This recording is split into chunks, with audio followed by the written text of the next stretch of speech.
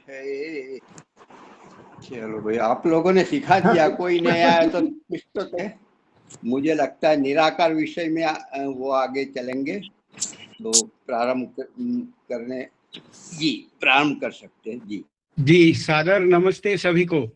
नमस्ते नमस्ते।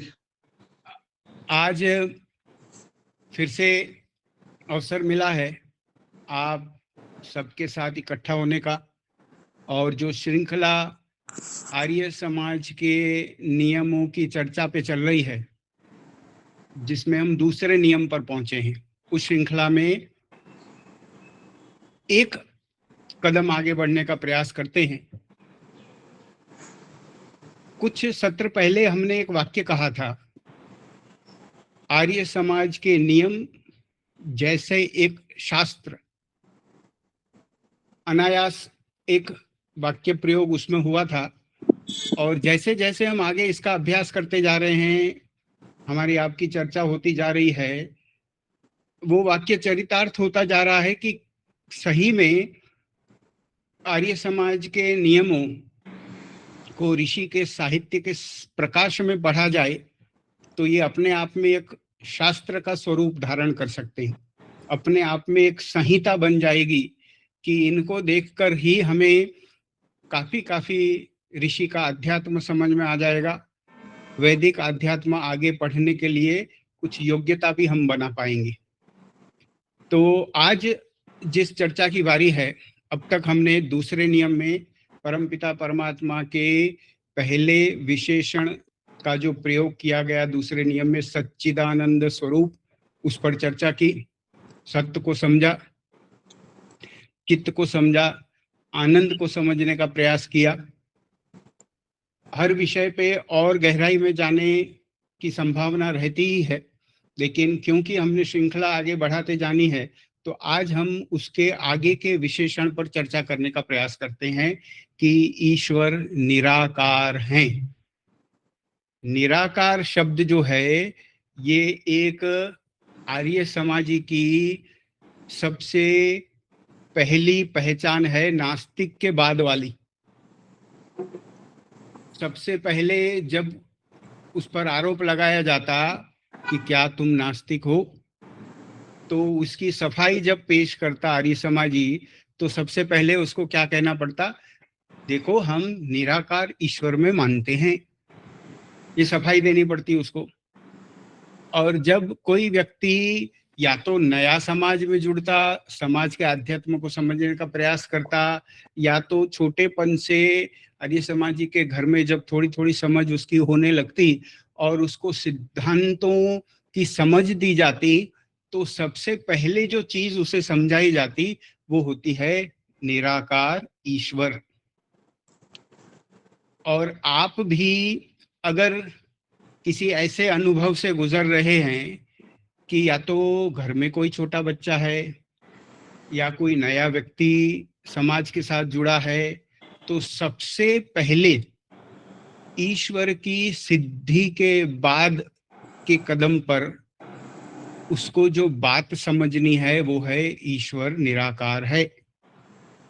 पहले तो साबित करना है ईश्वर सिद्धि, सत्य एग्जिस्टिंग है, और दूसरी बात है कि ईश्वर निराकार है।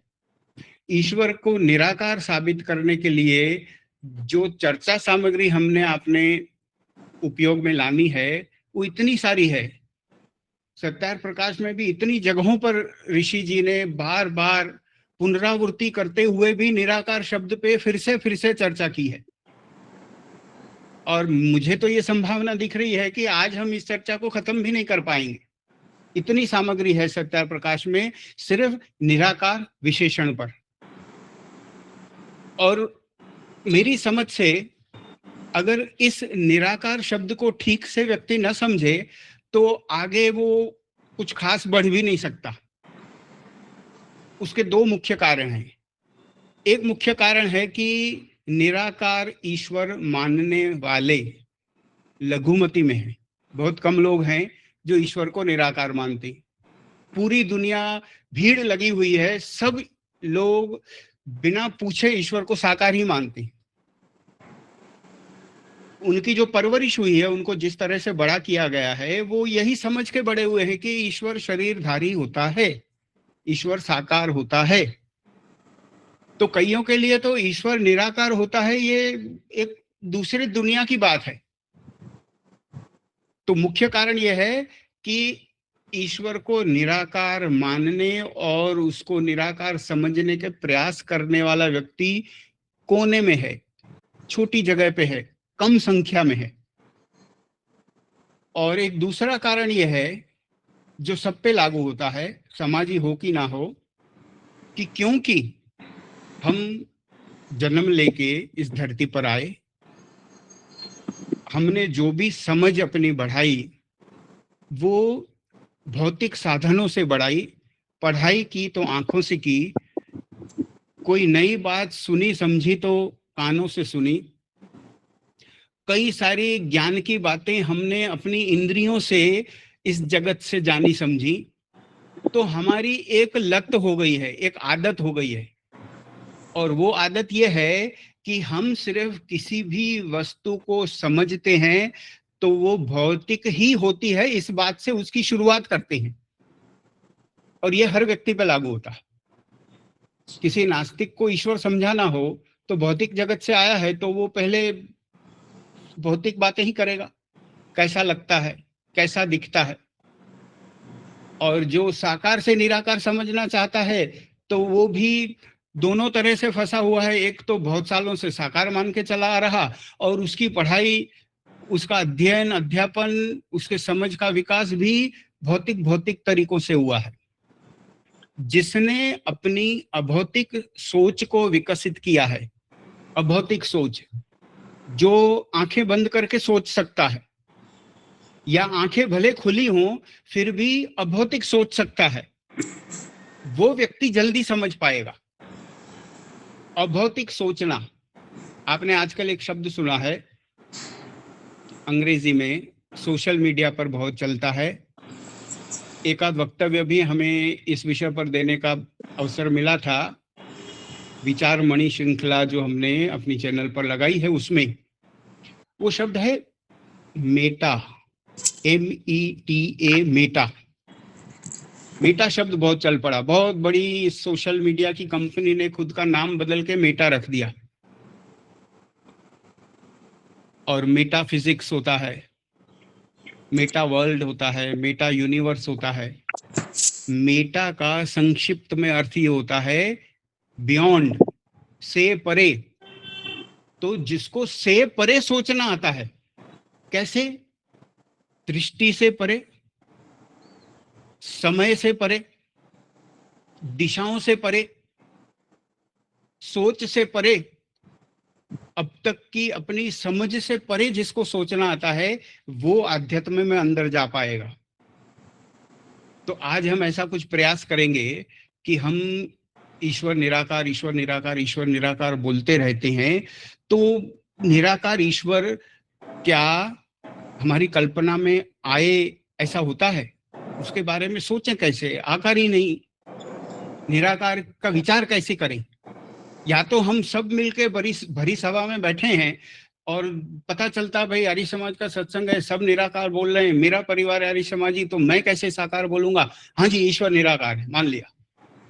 बहुमति के साथ जुड़ना सरल होता है, मेजोरिटी जो हो उसके साथ व्यक्ति जल्दी जुड़ जाता है। हाँ जी, मूर्ति पूजा नहीं जी, नहीं, आर्य समाजी है। ईश्वर निराकार है जी, बिल्कुल निराकार है।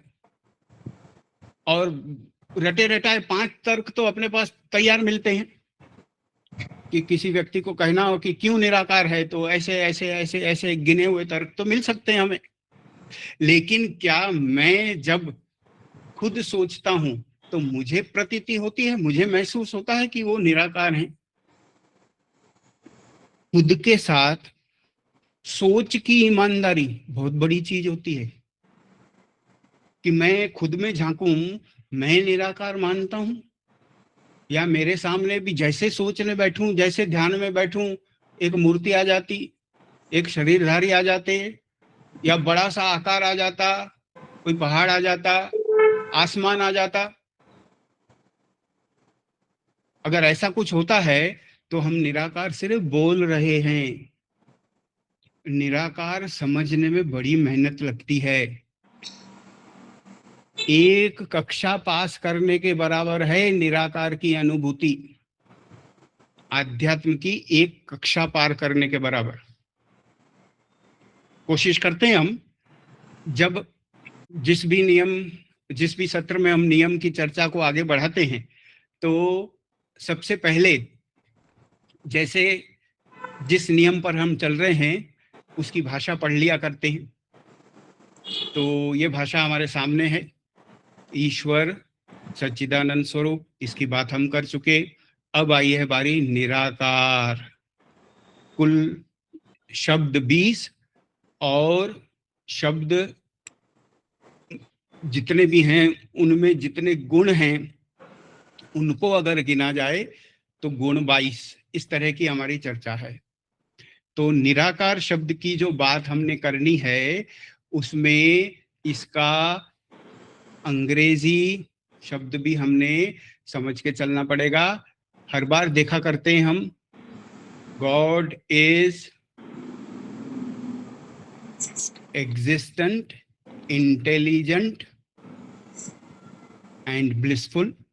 ये 3 शब्द तो हो गए सच्चिदानंद के लिए। He is formless, formless, form नहीं है, हालांकि कुछ 2-3 और शब्दों का उपयोग करेंगे हम आगे। He is formless. अब सबसे बड़ी बात ये होती है ना कि आप कोई नया व्यक्ति आपके साथ बैठे बात करने, कई बार कुछ बुद्धिजीवी व्यक्ति रस भी लेते हैं, आपके साथ बात करते हैं कि आपकी संस्था की मान्यता क्या है। गांधीनगर आर्य समाज में 3-1 महीने पहले हमें कोई अमेरिकन परिवार से मुलाकात हुई। तो उनके 2 बेटे थे, उनमें से जो छोटा बेटा था वो उसका बड़ा रस था, लेकिन वो भारतीय भाषा बोल नहीं पाता था। मातृभाषा गुजराती थी लेकिन अंग्रेजी ही समझता था। तो व्हाट आर योर बिलीव्स? तो हम कहेंगे we believe in formless god. हम ऐसे ईश्वर में मानते हैं जिसका कोई आकार नहीं होता, फॉर्म नहीं होता। वैसे आकार का मतलब भी समझना पड़ेगा। आकार किसे कहते हैं? आपने जब अपने जीवन में जब भी पहली बार निराकार ईश्वर पे अपना चिंतन लगाया होगा, बल लगाया होगा, तो आपने जरूर कोशिश तो की होगी कि निराकार कैसा होता है और किस किस आकार की बात हो रही है। यहाँ आपको स्कूल में भूमिति सिखाई जाती, ज्योमेट्री, और उस ज्योमेट्री में आकार होते हैं। बिंदु होता, लकीर होती, लाइन, रेखा, त्रिकोण होता, वर्तुल होता, स्क्वायर होता, रेक्टेंगल होता, ऐसे कई आकार होते। आकारों का ख्याल वहां पे भूमिति में दिया जाता। और जब आप भौतिक विज्ञान, फिजिक्स को उच्च स्तर पे पढ़ने लगते, तब तो आकारों की इतनी बात होती उसमें कि व्यक्ति 12वीं के बाद सिर पकड़ के बैठ जाता कि ये क्या बात हो रही है, कैसे समझूं मैं। फिर उसमें गणित भी घुस जाता आकारों में। आकार दिशा को समझाने के लिए, गति, दिशा सबको समझाने के लिए फिर जब गणित लगता उसमें, तो खरी कसाई हो जाती, सही कसाई हो जाती दिमाग की कि इस व्यक्ति को अभौतिक सोच करना आता है या नहीं आता। तो फॉर्मलेस गॉड, निराकार ईश्वर, या तो अगर हम ऐसा कहें निराकार ईश्वर के लिए संक्षिप्त में हम कहें न आकार और न आकृति। फर्क तो होगा कुछ आकार और आकृति में। वैसे निराकार में तो आकार शब्द है, और ऋषि जी क्या कहते हैं उसको भी देखेंगे हम। सत्यार प्रकाश में चुन चुन के जो हमने हर बात की तरह वाक्य देखने हैं वो भी देख के समझेंगे, ये समझने का प्रयास करेंगे कि ऋषि जी भी आकार और आकृति दोनों शब्दों का प्रयोग करके गए हैं कि नहीं करके गए। तो जिसका न आकार और न आकृति, जिसे कहें न साइज और न शेप, न साइज न शेप,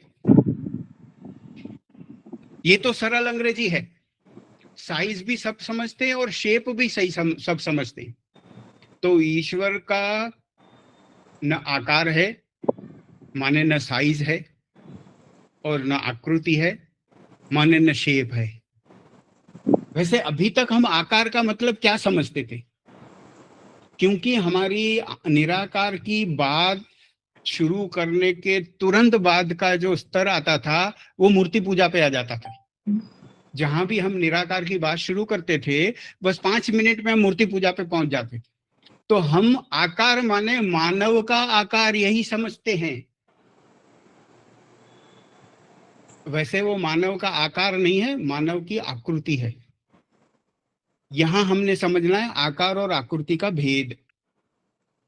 धीरे धीरे प्रयास करेंगे, क्योंकि आपकी इन आध्यात्मिक चर्चाओं के अवसर के कारण जो वीडियो बनता वो बहुत सारे श्रोताओं के काम आता। आपकी चैनल पर भी काम आता।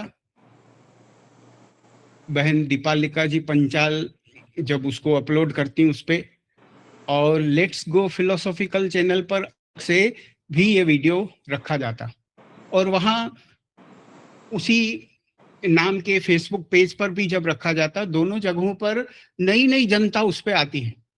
कुछ दिनों में हमें अनुभव हुआ कि कुछ नए लोग उसके साथ आके जुड़े और कुछ नवीन विचार अपने दे रहे हैं वो। तो ये अवसर है।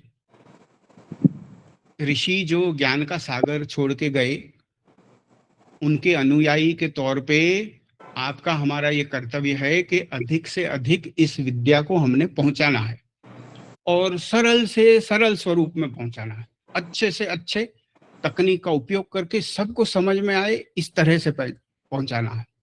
क्या पता किस व्यक्ति को कब चिंगारी लग जाए और उसको प्रकाश हो जाए कि हाँ आ गई बात समझ में। और हो सकता है कि आप हम 20-25 साल से रगड़ रहे हैं, कस रहे हैं, पढ़ रहे हैं, और कोई व्यक्ति अच्छी योग्यता वाला बाहर से आया और आके समझा और इससे भी बड़ी उड़ान भर के और कितनी प्रगति करके चला जाए। ये भी तो संभव है। तो इसलिए हमारी चर्चा को हर व्यक्ति के लिए भोग्य बनाने के लिए हर स्तर का इसमें जो मटेरियल है, शब्दावली है, वो डालनी होती है।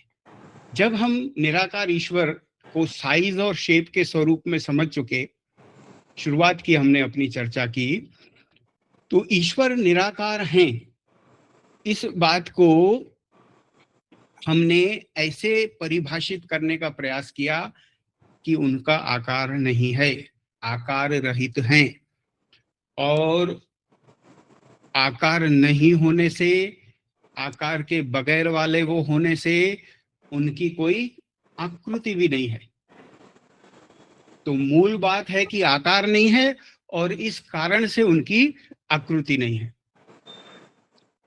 आकार शब्द का उपयोग, कुछ मेरे यहाँ पर गुजराती भाई बहन भी बैठे हैं और कुछ गुजरात के बाहर से भी बैठे हैं, उनसे हम एक बात उनको याद दिलाना चाहते हैं। आकार शब्द का उपयोग आपने किसी सरकारी कचहरी में सुना है? अभी याद आ जाएगा आपको। रेवेन्यू ऑफिस, जहां आपकी जमीन पे टैक्स वसूल किया जाता, आपके मकान पे टैक्स वसूल किया जाता, राजस्व, जब उसका आप मेजरमेंट कराते तो गुजराती में क्या बोलते उसे कि તમારી મિલકતની આકારણી થઈ છે, आकारणी। तो देखो आकार आ गया यहाँ। और महाराष्ट्र में भी ये शब्द चलता है, रेवेन्यू लॉ में आकारणी वहां भी बोलते हैं। और इसी तरह से हमने ये सुना है कुछ उत्तर भारत में या कुछ दक्षिण में भी कुछ जगहों पर आकारबद्ध शब्द चलता है कि आपकी प्रॉपर्टी को आकारबद्ध किया है। तो आकारणी होना या आकारबद्ध होना माने नापना, उसकी सीमा चेक करके, परिसीमा देख के उसका मेजरमेंट करना, उसका परिमाण जानना। अंग्रेजों के जमाने से, जब से हमारे देश के जमीनों को नापने के लिए विधि बनाई गई, तब से ये शब्द आया, आकारणी, आकारबद्ध करो, क्योंकि आकार का मतलब परिमाण होता है। गोल, चौकोल, सीधा, त्रिकोण, पहाड़ जैसा, मानव जैसा, हाथी जैसा या बंदर जैसा या चूहे जैसा, वो नहीं होता। परिमाण होता है, परिसीमा। और ऋषि भी जिस भाषा का उपयोग करके हमें इंगित करके गए हैं, उसको हम देखते हैं कि सत्यार्थ प्रकाश में आकार शब्द का उल्लेख कैसे, कहाँ, किस भाषा के साथ आया है। ऋषि कहते हैं प्रथम समलास में, जहां ईश्वर के निराकार नाम को व्याख्यायित किया गया, वहां कहते हैं निर और आंग पूर्वक। जो धातु पाठ का विज्ञान है, उस धातु पाठ के आधार पे जब जब हम जो शब्द व्याख्यायित करने का, पढ़ने के लिए सामग्री सत्यार्थ प्रकाश में मिल जाता, तो उसका हम उपयोग करते हैं। तो निराकार के लिए ये मिला है, निर और आंग पूर्वक। डुक्रुन करणे, क्रू धातु से है, इस धातु से निराकार शब्द सिद्ध होता है। ठीक है, संस्कृत का हमारा मुख्य विषय आपका हमारा नहीं है, लेकिन हमें जो रेडीमेड वस्तु मिली है उसको हम अपनी भाषा में पढ़ रहे हैं। इस धातु से निराकार शब्द सिद्ध होता है। निर्गत आकारत्स, निर्गत माने बगैर, रहित, ना हो, निकल गया हो या तो पहले से ही ना हो। निर्गत आकारत्स निराकारः, जिसमें से, जिसमें आकार ना हो, जो आकार रहित हो, उसे निराकार कहते हैं। और ऋषि क्या कहते हैं?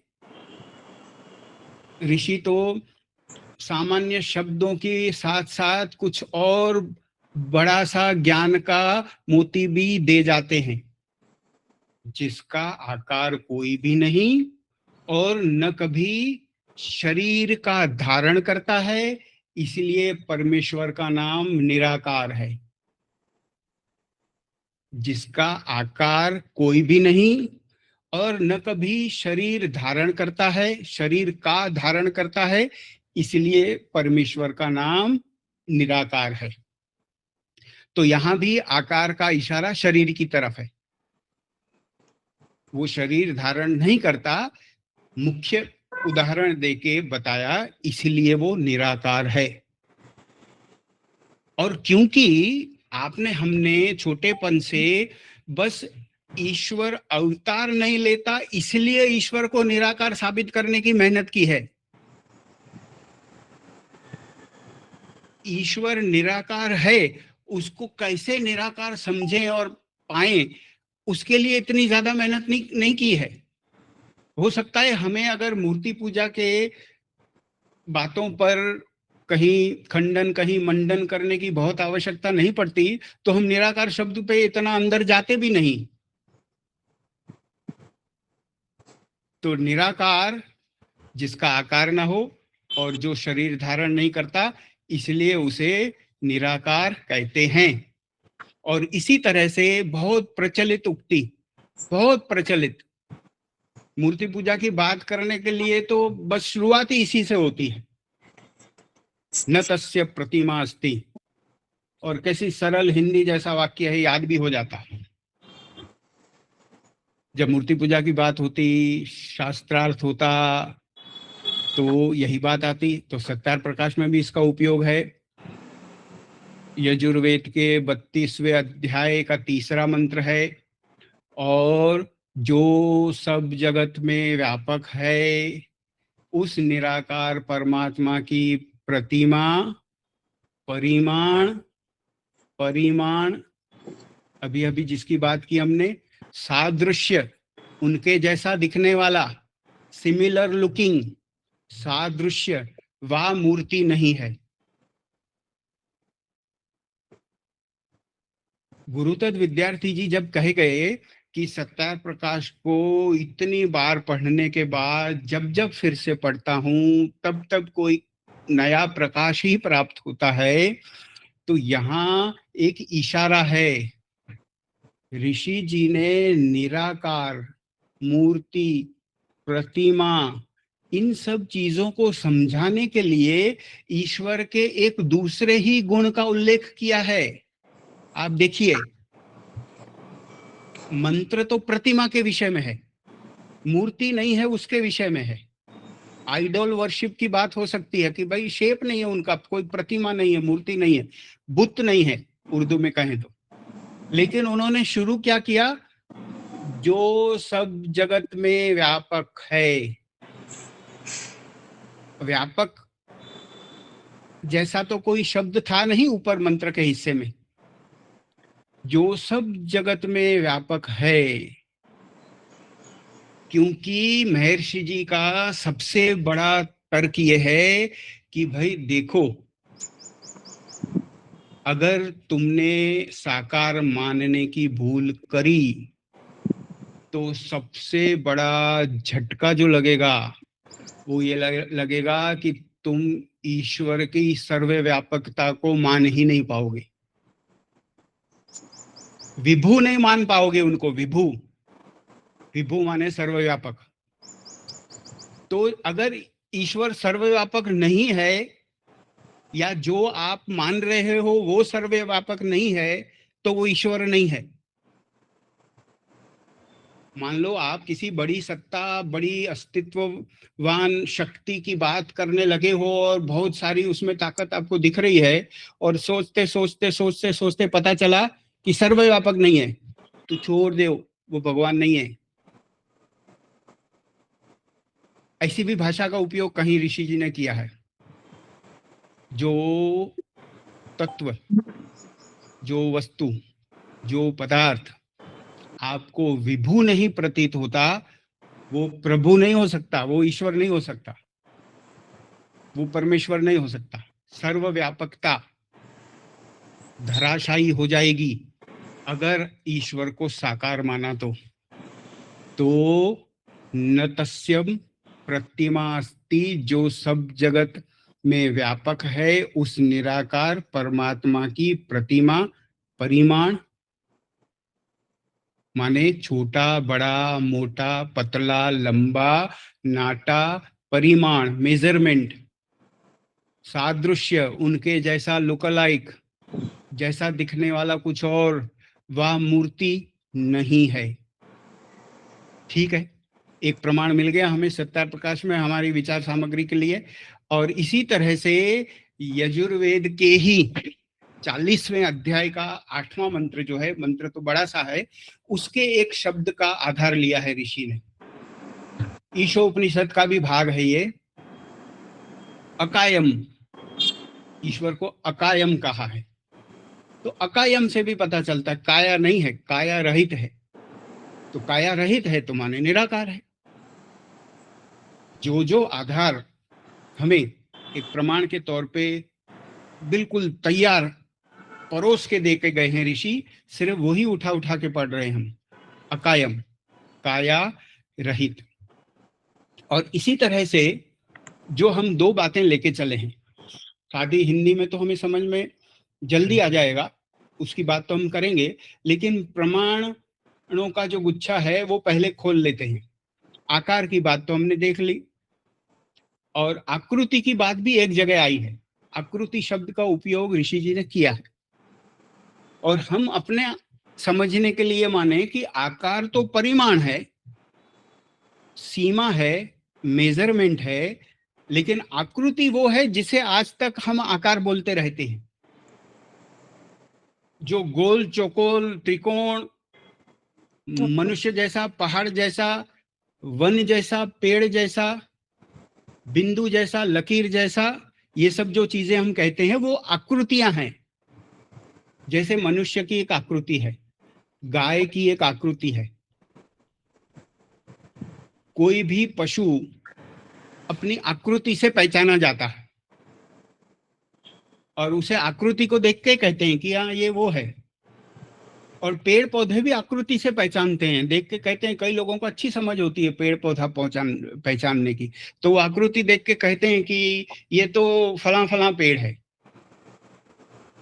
तो आकृति, शेप, आकार, साइज, आकृति, शेप। तो आकृति के लिए एक जगह पे स्पष्टीकरण मिला है सत्यार्थ प्रकाश में ही कि जिस जगह पे निराकार शब्द की व्याख्या आई है प्रथम समोल्लास में, ठीक उसके बाद का पैराग्राफ, ठीक उसके बाद, क्योंकि सत्यार्थ प्रकाश के पहले समोल्लास में जो 100 या 101 नामों की व्याख्या की बात होती है, उन नामों की व्याख्या की सूची में झट झट से ऋषि जी ने हर नाम की व्याख्या करते करते सब समझाते गए हैं। तो निराकार के बाद ईश्वर का दूसरा नाम जो उन्होंने समझाया है वो समझाया है निरंजन। परम पिता का नाम निरंजन। तो निरंजन की और व्याख्या में हम अभी नहीं जाएंगे, सिर्फ एक शब्द का प्रयोग करना है निरंजन की व्याख्या करते समय। ऊपर धातु वगैरह उन्होंने दिया है, अंजन शब्द बना है, फिर निर उपसर्ग के योग से निरंजन शब्द बना है, वगैरह वगैरह। लेकिन जो हिंदी में नीचे के भाग में बताया गया, जो व्यक्ति, आप व्यक्ति का मतलब क्या समझते हैं, आप और हम? लेकिन यहां देखो क्या है, जो व्यक्ति अर्थात आकृति। संस्कृत में व्यक्ति शब्द का उपयोग आकृति के अर्थ में भी होता है, और शायद इसी से व्यक्ति को व्यक्ति कहते होंगे आप और हम। प्रचलन हो गया होगा, या तो एक शब्द के कई अर्थ तो होते ही हैं। तो जो व्यक्ति अर्थात आकृति और म्लेच्छ आचरण, म्लेच्छाचार, म्लेच्छ, ये शब्द सुना है आपने, म्लेच्छ है, ये तो म्लेच्छ है। बड़ा घृणास्पद भावना वाला ये शब्द आपके हमारे साहित्य में है।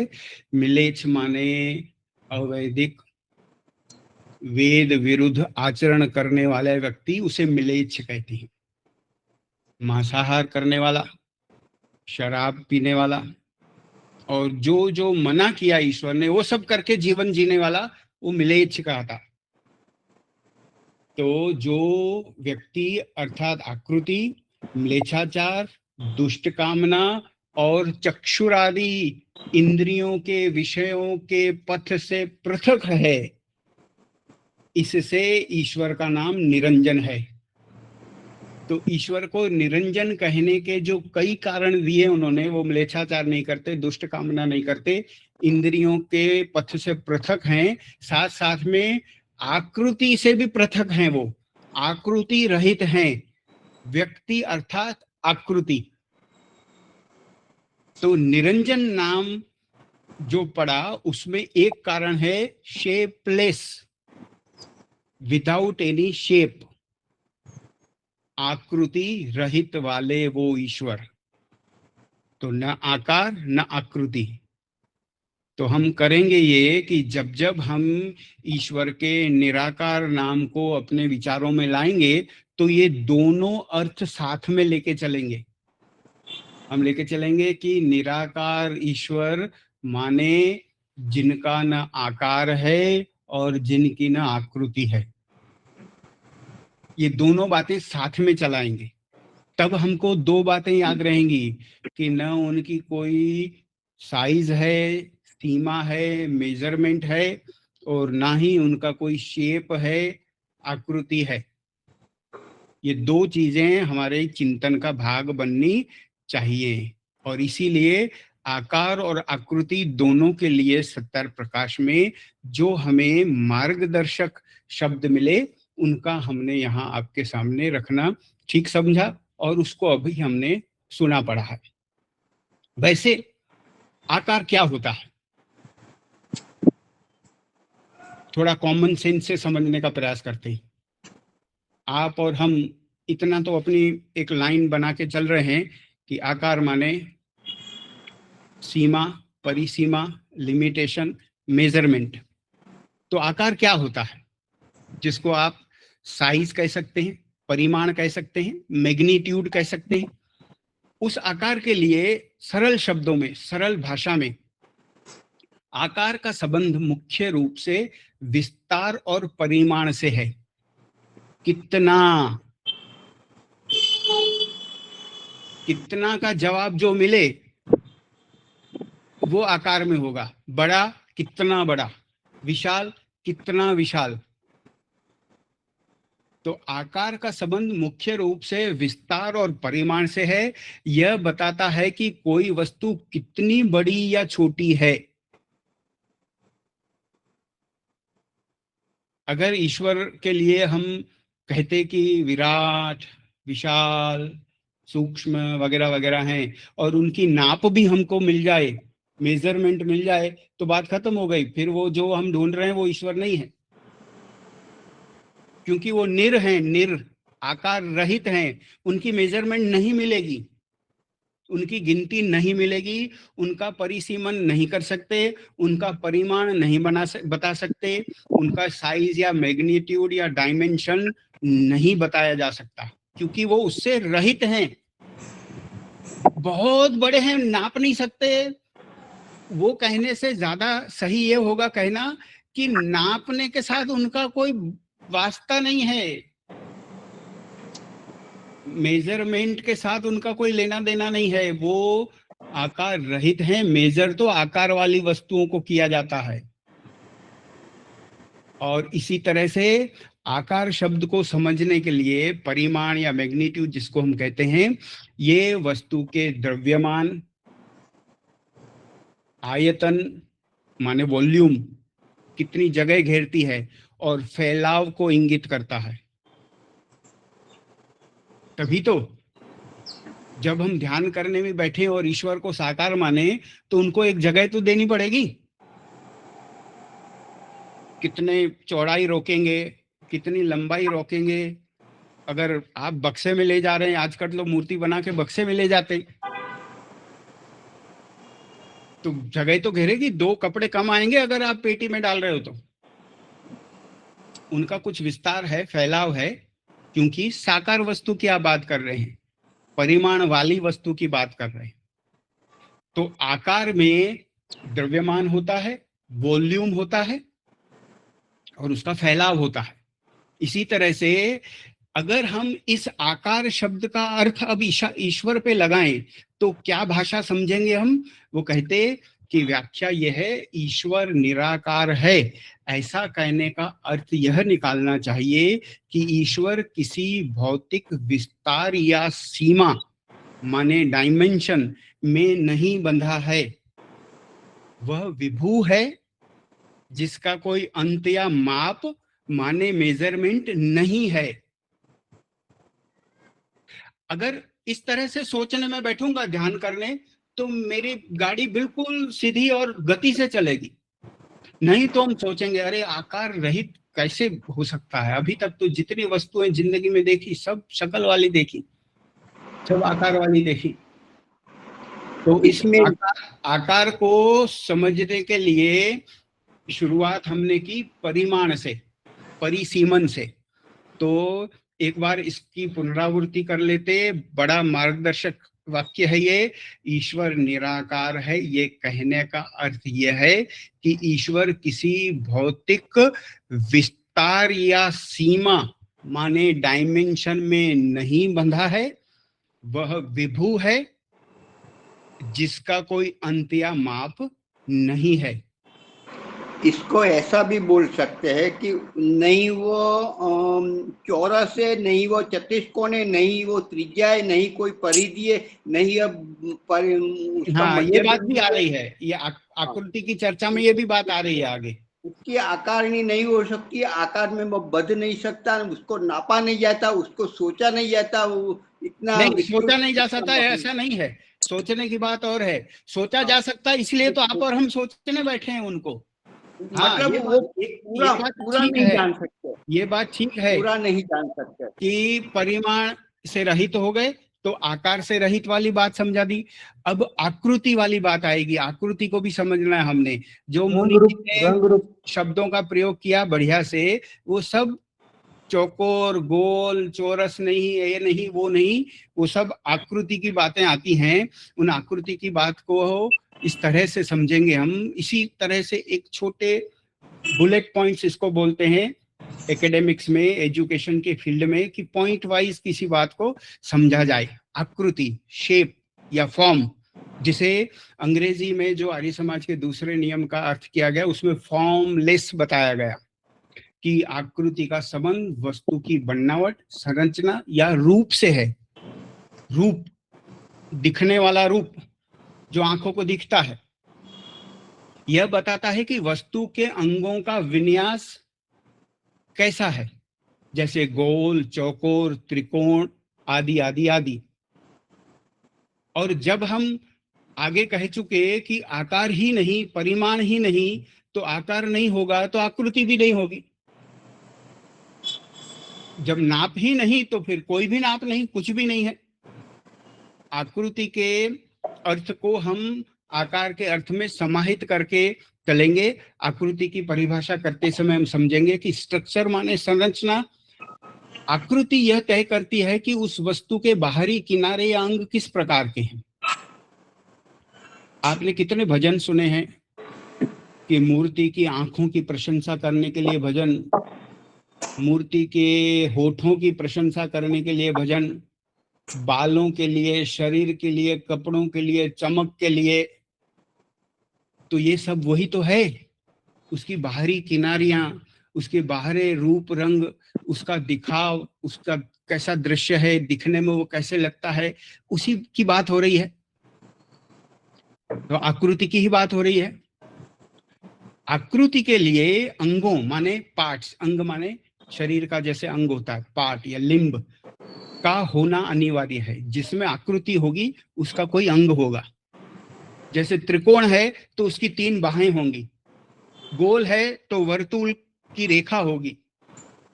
अगर मनुष्य की आकृति है तो सर होगा, हाथ होंगे, उदर होगा, छाती होगी, पांव होंगे। अंगों के बगैर आकृति नहीं होती है। सरल से सरल आकृति होगी तो कम से कम अंग होंगे, लेकिन किसी अंग को जोड़ के ही तो आकृति बनेगी। जैसे रेखा की आकृति है तो बिंदु बिंदु बिंदु बिंदु जोड़ के आपने रेखा बनाई, फिर 3 रेखा बनाई तो त्रिकोण बनाया, 4 रेखाओं से आपने चौकोर बनाया, रेक्टेंगल बनाया, स्क्वायर बनाया, पैरेललोग्राम बनाया, और जितनी भूमिति की हम आकृतियों की बात करते हैं वो सब बनाया। और ये सब जो हम उदाहरण दे रहे हैं ये तो बड़े बेसिक हैं। आप और हम जो ये स्क्वायर, गोल और ये सब बातें कर रहे हैं, ये तो बच्चों वाली बातें 5वीं कक्षा की, क्योंकि अब तो 3 डायमेंशनल आकार की बात है। ये सब जो हम कह रहे हैं ये 2 डायमेंशनल है। एक कागज पे जिसकी आप उसको ड्राइंग करते हो, एक गोल बना दिया तो ये 2D है, एक त्रिकोण बना दिया ये 2D है। लेकिन जब रियल थिंकिंग चलती है तब तो 3D होता है, माने लेंथ और ब्रेड्थ के साथ साथ हाइट भी होती है। रियल वर्ल्ड जो है, अवकाश में जो वस्तु होती है, उसकी ये 3 डायमेंशन होती हैं। अगर 2 डायमेंशन हुई तो वो तो सीधा कागज ही हो गया, चपटी हो गई। जैसे आपका हमारा जो शरीर है ये 3 डायमेंशनल है, और इसीलिए तो जो 3D पिक्चर है उसको 3D कहते हैं, कि जिसमें शेप भी दिखता है, कॉन्टूर्स दिखते हैं, शेडोज दिखते हैं चेहरे के, तो उसे 3 डायमेंशनल कहते हैं। तो अंगों को, लिम्ब्स को मिला के आकृति तैयार होती है। ईश्वर को निराकृति भी कहा जाता, क्योंकि उसका कोई चेहरा, हाथ या पैर जैसी कोई विशेष संरचना नहीं है। तो आप अगर निराकार शब्द के सही में अंदर तक जाएंगे तो आपको ये दोनों बातें, परिसीमा, मेजरमेंट और शेप, ये लेके चलनी होंगी। और तभी समझ में आएगा कि हाँ, न छोटा बड़ा मोटा नाटा और ना गोल चौकोर, किसी पशु की आकृति जैसा, मनुष्य की आकृति जैसा, पहाड़ जैसा, पेड़ जैसा, कोई आकृति नहीं। इन सब के बगैर जब आकार भी ना हो और आकृति भी ना हो, तब सोचने में बड़ी मुश्किल होती है। आप कोशिश करना कि आप और हम बैठे हैं, यहाँ जो ये कैमरा है मुझसे 3 फीट दूर है, इसके बीच में भी तो ईश्वर है। तो मैं बीच में क्यों बोला? उस कैमरा में भी तो है, इसमें भी तो है, ये सामने स्क्रीन है, ये दीवार है, ये रूम है, ये बिल्डिंग है, इसके अंदर हर जगह है। जब गर्मियों की छुट्टी में व्यक्ति छत पे सोता है, रात की ठंडी हवा में, और आकाश देखता, तो तारे गिनने लगता, आकाश के दृश्य का आनंद लेता। कभी अगर आस्तिक व्यक्ति हुआ, वो आध्यात्मिक व्यक्ति हुआ, तो वो ये तो सोचे कि हर जगह ईश्वर भरे भरे हैं, लिमिट तो है नहीं। तो जितनी तक मैं देख सकता हूं वो वहां तक भी हैं, जहां तक ये आंखें नहीं पहुंच रही उसके बाद भी हैं। ये इतना बड़ा अनंत ब्रह्मांड संचालित करने वाले वो परमपिता परमात्मा, और वो कैसे साकार होंगे? वो कैसे 2 हाथ 2 पांव वाले होंगे? वो कैसे मनुष्य का जन्म लेके जो मनुष्य भोगता है वो सब कुछ भोगेंगे बचपन से? तो क्योंकि एक अध्यात्म की कक्षा जैसे चलती है, फिलॉसफी की क्लास जैसे चलती है, उस स्तर की चर्चा को हम लेके बैठे हैं हर सत्र में। तो हम ये समझें कि निराकार समझने के लिए साकार भी समझना पड़ेगा। आपको याद होगा कि आनंद, ईश्वर आनंद हैं, उस विषय की चर्चा में एक बात हमने सीखने का प्रयास किया था कि कई सारी बातें नेगेटिव डेफिनेशन से समझाई जाती हैं। मतलब ये नहीं है ऐसे समझाई जाती है, क्योंकि वो हैं समझाना शक्य नहीं होता, तो नहीं है समझाना वो ज्यादा बड़ा होता। तो परमपिता परमात्मा के आकार रहित होने के लिए कोई वैसा शब्द नहीं है जिसमें आकार का उल्लेख ना हो, तो वो निराकार ही सोचना पड़ता। और क्योंकि बचपन से हम आकार आकार ही खेल रहे हैं, इसलिए हमारे समझने के लिए तो निराकार जरूरी है। बचपन से, छोटेपन से हमको जब से हम पहचानने लगे, माँ का चेहरा पहचानने लगे तो आकार और आकृति से पहचाने, खिलौने पहचानने लगे तो आकार और आकृति से पहचाने। तो उसी तरह से हमारा जीवन चला है। और अब अचानक थोड़ी समझ बढ़ी और हमको बिठाया गया और बोले भाई देखो, जितने हजारों आकार तुमने भले सीख लिए हो, आज एक नई चीज सीखनी है जिसका आकार नहीं होता है। अब उसके लिए कोई उदाहरण भी नहीं। अगर बच्चे को गाय का खिलौना दिया जाता तो उसने गाय देखी हुई होती है, तो उपमान लगाने की ऊहा जो होती है, एग्जाम्पल अप्लाई करने का जो एक गुण होता है, अभ्यास होता है, वो बच्चे में अपने आप आता है। एक बच्चे को हमने बड़ा होते देखा था, तो छोटेपन से अपने कमरे की खिड़की से नीचे खड़ी हुई गाय को देखता रहता था, और कुछ कारणों से उसे बड़ा प्रेम हो गया कि ये बहुत बढ़िया है, उसको देखना अच्छा लगता था गाय को। ये सच्ची बात बता रही। तो एक दिन अपनी माँ से कहने लगा कि माँ, ये जो गाय है इसके ऊपर ये जो है ये मेरा क्यों नहीं है, मेरे पास ऐसा क्यों नहीं है। उसको ये भी नहीं पता था कि वो गाय के सर पे जो है उसे सींग कहते हैं। अभी वो सींग सीखा नहीं था, लेकिन वो कंपैरिजन कर लिया उसने। शेप्स के साथ सीखना इतना सरल होता है और व्यक्ति इतना आदी हो जाता, तुरंत बोला कि ऐसा मेरा क्यों नहीं है। तो बोले बेटा भगवान जी ने उनको दिया है, तुमको वैसा नहीं दिया है। उनकी आकृति अलग है, तुम्हारी आकृति अलग है। तो जैसे हम और आप आकृति आकृति ही सीखते रहे हैं, तो आकृति या आकार वाली वस्तु में 7 लक्षण होते हैं, उनकी हम बात करना चाहते हैं। वो 7 चीजें जिसमें हों वो आकार वाली हटाओ, कैंसल, उसके बाकी वाले ही भगवान होंगे। जो कोई व्यक्ति जिस पदार्थ को ईश्वर कहे उसमें ये 7 वाली साकार वाली कोई चीज आ जाए तो लिस्ट से बाहर करके दूसरी चीज ढूंढने चलेंगे। तो चर्चा को हम आगे बढ़ाएंगे।